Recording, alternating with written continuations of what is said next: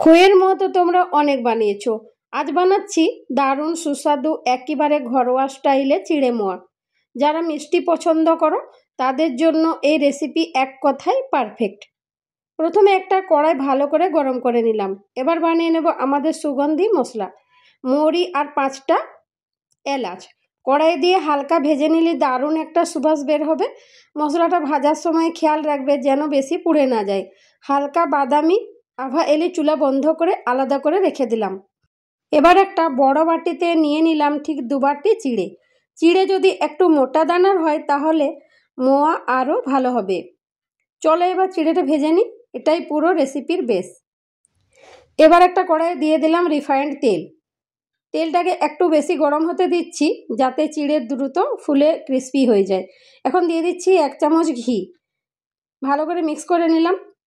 এবার অল্প অল্প করে চিড়ে নিয়ে ভেজে নেব। আমি যেভাবে ভাজছি সেভাবে ভেজে নিতে হবে। আমি একটা ছান্তার সাহায্যে এভাবে ভেজে নিচ্ছি।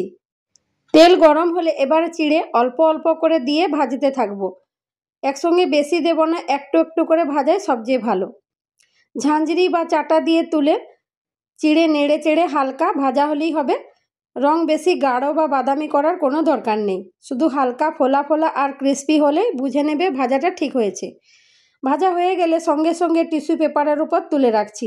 এতে বাড়তি তেলটা বের হয়ে যাবে এবং চিড়েটা আরও ক্রিস্পি থাকবে। এভাবে ধীরে ধীরে বাকি চিড়েগুলো ভেজে নেব। চিড়ে ভাজা হয়ে গেলে এবার তৈরি করব শিরা। ঠিকঠাক শিরা থাকলে কিন্তু মোয়া হয় একদম পারফেক্ট। এবার চলো শিরা বানানো শুরু করি। একটা কড়াই চুলায় বসিয়ে তাতে দিয়ে দিলাম 2 বাটি গুড় আর হাফ বাটি জল। চুলার আঁচ মাঝারি রেখে এখন ভালো করে নেড়ে নেব যাতে গুড়টা একদম মসৃণভাবে গলে যায়।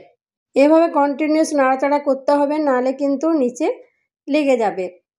সেই জন্য আমি কন্টিনিউয়াস নাড়াচাড়া করে গুড়টা ভালোভাবে গলা পর্যন্ত অপেক্ষা করব। তো এইভাবে নাড়তে নাড়তে এখন গুড়টা গলতে শুরু হয়ে গেছে আর গুড়টা এদিকে ঘন হতে শুরু হয়ে গেছে। চুলোর আঁচ কিন্তু হাইতে রাখা যাবে না, চুলোর আঁচ লো মিডিয়ামেই রাখতে হবে আর এভাবে কন্টিনিউয়াস নাড়াচাড়া করতে হবে। এখন শিরা ঠিকঠাক হয়েছে কিনা চেক করার জন্য একটা ছোট বাটিতে সামান্য জল নিলাম। এর ভেতরে 1 ফোঁটা শিরা ফেলে দেখলাম। সাথে সাথে শক্ত হয়ে এলে বুঝে নেবে শিরাটা একদম পারফেক্ট তৈরি হয়েছে। এবার সময় এসেছে ভাজা মশলাগুলো অ্যাড করার। আগে ভেজে রাখা মশলার ঠিক অর্ধেকটা শিরার সাথে দেব, এতে ঘ্রাণটা দারুণভাবে ছড়িয়ে পড়বে। এবার আগে থেকে ভেজে রাখা চিড়ে ধীরে ধীরে শিরার ভিতর ঢেলে দেব।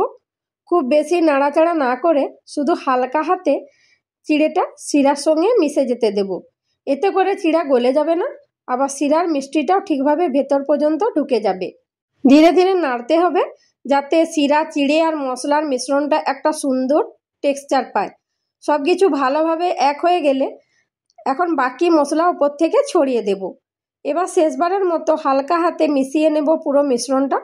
দেখবে একদম নিখুঁত রং, ঘ্রাণ আর মসৃণতা চলে এসেছে। পুরোটা মিশে গেলে 1 মিনিট মতো রেখে দেব যাতে মশলার ফ্লেভার আরও ভালোভাবে ঢুকে যায়। ধীরে ধীরে মেশানোটা খুব গুরুত্বপূর্ণ, এতে মোয়াগুলো হবে নরম, সুস্বাদু আর মুখে দিলে গলে যাওয়ার মতো। এবার একটা প্লেটে হালকা করে ঘি লাগিয়ে নিয়েছি। এই ঘি মাখানো প্লেটে মিশ্রণটা ঢেলে নিয়েছি যাতে ঠান্ডা হয়ে গিয়ে কোথাও লেগে না যায়। মিশ্রণটা প্লেটে ঢেলে একটু ছড়িয়ে দিলে হালকা হওয়াও দ্রুত হবে।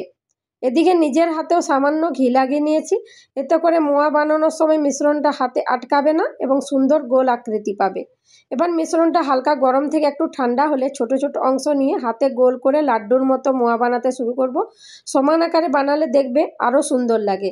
একটা পরিষ্কার প্লেট বা ট্রেতে একটার পর একটা মোয়া সাজিয়ে নেব। দেখবে মোয়াগুলো একদম ঝকঝকে নরম আর পারফেক্ট গোল হয়েছে। তো তৈরি হয়ে গেল চিড়ে দিয়ে মোয়ার দারুণ রেসিপি। এখন আমি তোমাদের দেখাচ্ছি, দেখো কতটা সুন্দর হয়েছে। আবার দেখা হবে পরবর্তী ভিডিওতে, যেখানে আমি তোমাদের দেখাবো আরও কিছু মজার টিপস অ্যান্ড ট্রিক্স। তাই অবশ্যই সঙ্গে থেকো। আর ভিডিওটি যদি তোমাদের ভালো লাগে তাহলে প্লিজ লাইক করবে, শেয়ার করবে এবং সাবস্ক্রাইব করতে ভুলবে না। সবাই ভালো থেকো, সুস্থ থেকো এবং নতুন নতুন স্বাদে ভরা রেসিপি উপভোগ করো। দেখা হবে পরবর্তী ভিডিওতে নতুন রেসিপি আর নতুন টিপস নিয়ে।